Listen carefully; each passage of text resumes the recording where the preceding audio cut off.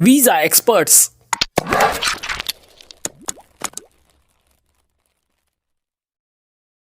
नमस्कार दोस्तों, welcome to visa expert. दोस्तों, कनाडा के बारे में बात करेंगे कि कनाडा का वर्क परमिट कैसे ले सकते हैं, कनाडा का विजिटर वीज़ा कैसे ले सकते हैं, कनाडा का पीआर कैसे डाल सकते हैं। तो डिटेल आपको सारी बताऊंगा दोस्तों। इस वीडियो में इन्फॉर्मेशन आपको बताऊंगा कि आप कैसे कैसे क्या क्या स्टेप बाय स्टेप कर सकते हैं। तो देखिए, मेनली होता क्या है, एजेंट जो होते हैं वो वर्क परमिट के नाम से आपसे फ्रॉड करते हैं।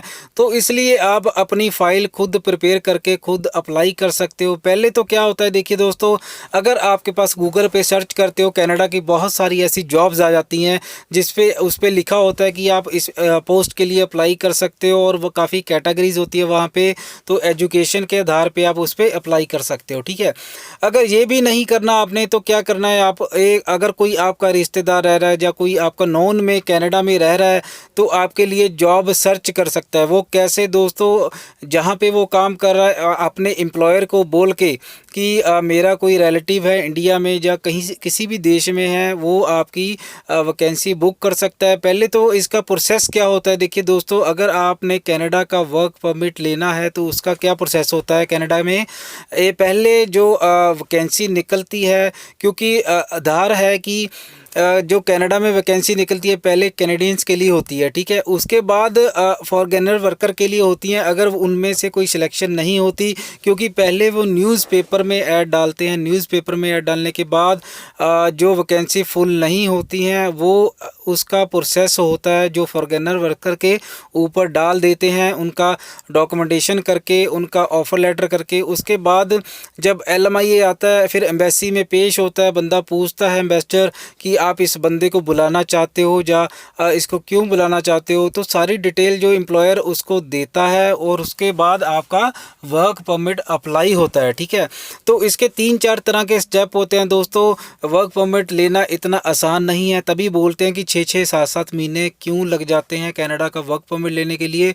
जो जेन्युइन प्रोसेस है दोस्तों, उसमें करीबन करीबन मान के चलिए 4 से 6 महीने बड़े आराम से लग जाते हैं आपका टोटली वर्क परमिट प्रोसेस होने के लिए। ऐसा नहीं है कि सभी एजेंट फ्रॉड हैं, बहुत ऐसे अच्छे एजेंट भी हैं जो वर्क परमिट 100% करवा के देते हैं, और इंडिया से, पाकिस्तान से, जो जो अपने अपने देश में हैं वो करवा के देते हैं, ठीक है।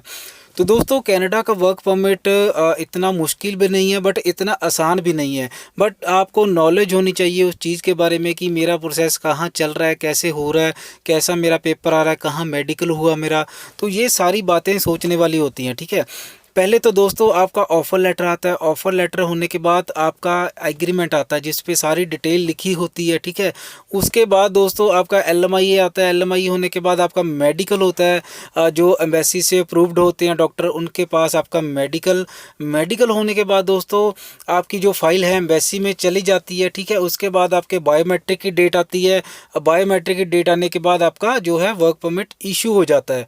तो दोस्तों, ये स्टेप्स होते हैं जो कनाडा के वर्क परमिट के लिए। लोग बहुत कुछ बोलते हैं कि ऐसा होता है, वैसा होता है, ये आता है, वो आता है, ठीक है, इतनी पेमेंट कीजिए। तो दोस्तों देखिए, अगर आप कनाडा का जेन्युइन वे से प्रोसेस कर रहे हैं, खुद अपने ज़रिए से कर रहे हैं, तो देखिए, जो फ़ीस होती है, ठीक है, स्टार्टिंग में 300 कैनेडियन डॉलर फ़ीस होती है। उसके बाद स्टेप बाय स्टेप फ़ीस होती है जो लॉयर पे करता है, जो लॉयर अपने पेपर रेडी करता है कनाडा में, ठीक है। तो वो अपनी फ़ीस, मान लीजिए कोई भी अपने जेब से कोई भी बंदा पैसे नहीं लगाता है, क्योंकि काम आपका है, वो आपके थ्रू ही पैसे लेगा, तभी लगाएगा, ठीक है। इसलिए दोस्तों, जेन्युइन बंदा देखिए जो आपका वर्क परमिट करवाए, और आपको भरोसा होना चाहिए उसके ऊपर कि मेरा ये वर्क परमिट करवा देगा। इतना मुश्किल नहीं है दोस्तों। अगर आप वर्क परमिट पे नहीं जाना चाहते हो तो आप कनाडा का विजिटर वीज़ा ले सकते हो, ठीक है। विजिटर वीज़ा बहुत आसानी से कन्वर्ट हो जाता है, कोई इसमें दिक्कत वाली बात नहीं है। विजिटर वीज़ा लेके जाइए, वहाँ पे अराइव कीजिए। उसके बाद कंपनीज़ आपको मैं बता दूंगा कौन कौन सी कंपनीज़ वहाँ पे, बहुत सारी ऐसी कंपनीज़ हैं। ताज ओवरसीज़ हैं, काफ़ी सारी ऐसी कंपनीज़ हैं जो कनाडा विजिटर वीज़े को कन्वर्ट कराती हैं वर्क परमिट पे, ठीक है।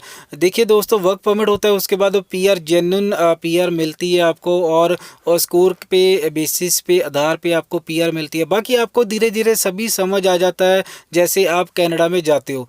तो दोस्तों देखिए, वर्क परमिट के धोखे से बचिए। पहले उस चीज़ की टैली कीजिए उस चीज़ को कि कैसे कैसे क्या प्रोसेस है। उसके बाद सारा प्रोसेस होने के बाद आप अपनी फ़ाइल कहीं पे भी लगाते हो तो बड़े ध्यान से आप लगा सकते हो। बाकी दोस्तों, कोई इन्फॉर्मेशन चाहिए होगी तो आप मुझे कमेंट कर सकते हो, कॉल कर सकते हो, व्हाट्सएप कर सकते हो। आपको ज़रूर मैं जितनी जानकारी होगी वो बताऊंगा, और कुछ भी पूछना पूछ सकते हो। बाकी वीडियो को लाइक कीजिए, शेयर कीजिए, चैनल को सब्सक्राइब करना ना भूलिए। Thanks for watching.